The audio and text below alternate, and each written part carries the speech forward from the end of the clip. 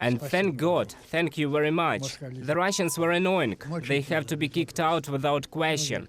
There lived a neighbor on the other side, Chernikov. They put his wife at the door, took her at a gunpoint and threatened a small child.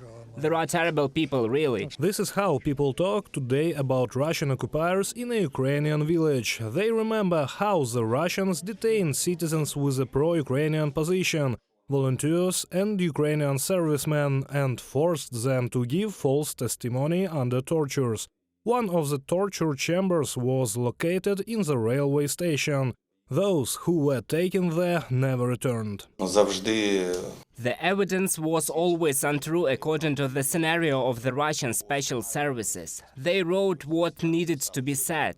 There are many videos on the internet today where they accuse me of some kind of crimes, of banditry, of extorting some money. The Russians constantly wanted to discredit me as a representative of the local authorities, forcing people to testify against me. And people under torture gave this information. Vyacheslav Zadorenko, the head of the Dergachi community, said that the Russian military took people to the Russian Federation under the pretext of evacuation. Those who did not want to go to the territory of the enemy staged provocations. They attacked the village of Kozacha Lopan, where we are now. Once they announced the distribution of humanitarian aid and gathered a large number of people in the central square. They set up their multiple launch rocket systems towards our military forces.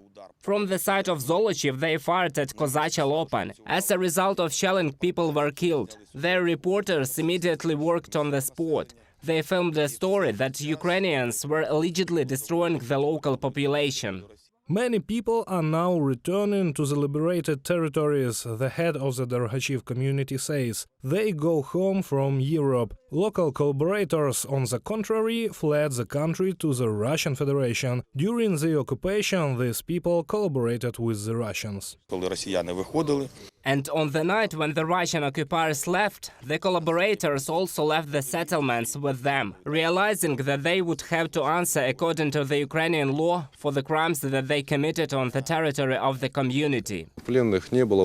We had no captives. We saw a lot of frightened civilians. Most were glad to see us, and some looked very contempt.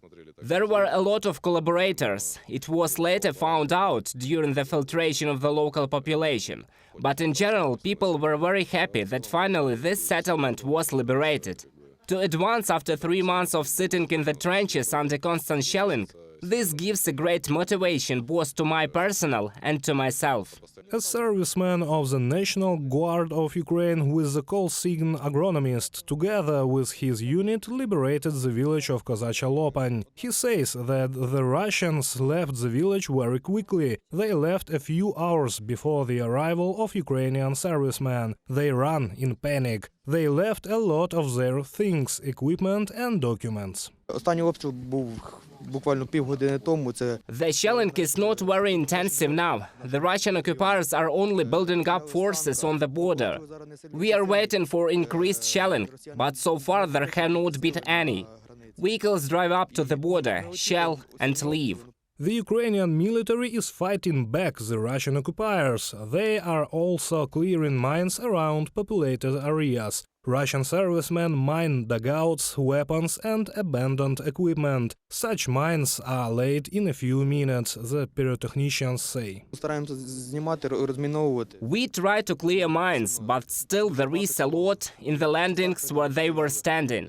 Their belongings are mined, especially where the regular troops were deployed, the National Guard, Special Rapid Response Unit, Riot Police and others.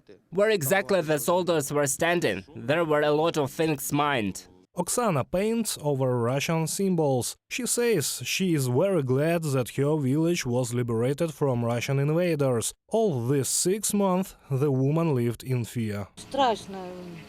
It was scary when the shops were blown up. There was no bread to buy. Our children were hungry. It was terrible. Why do we need strangers here? Well, this is not our flag. We are Ukrainians.